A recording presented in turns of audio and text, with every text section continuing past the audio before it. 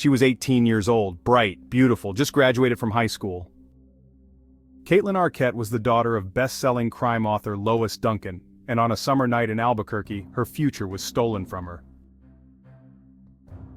July 16, 1989. That evening, Kaitlyn met a friend for dinner. She said she had something important to share, something serious, but she never got the chance.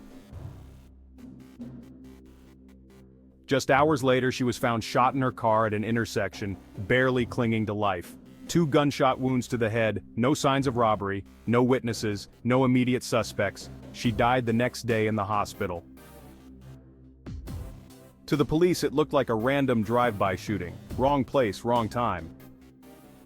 But her mother didn't buy it, and the deeper she dug, the darker the story became. Kaitlyn had recently broken up with her boyfriend, a man named Dung Nguyen, known to be involved with insurance fraud, scams, and a group loosely connected to the Vietnamese underworld in Albuquerque at the time. Kaitlyn had apparently discovered something, and she was planning to go to the police. The theory? That her murder wasn't random at all, that she had become a threat, and someone silenced her before she could speak. But here's where things get truly bizarre.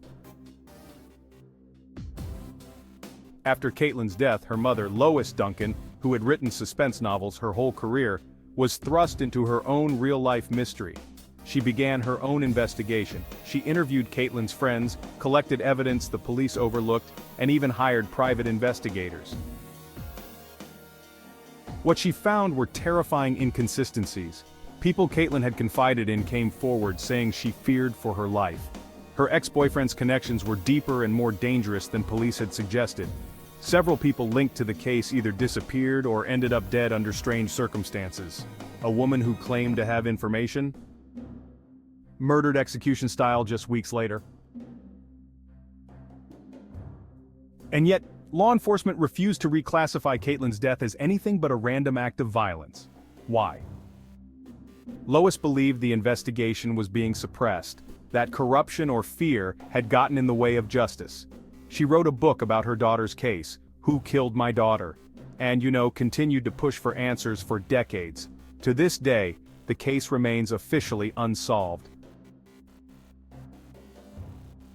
Theories have swirled for years that Kaitlyn was targeted for what she knew about her ex-boyfriend's illegal activities, that she was caught in a larger network of crime and corruption, that someone high up wanted the case to quietly fade away.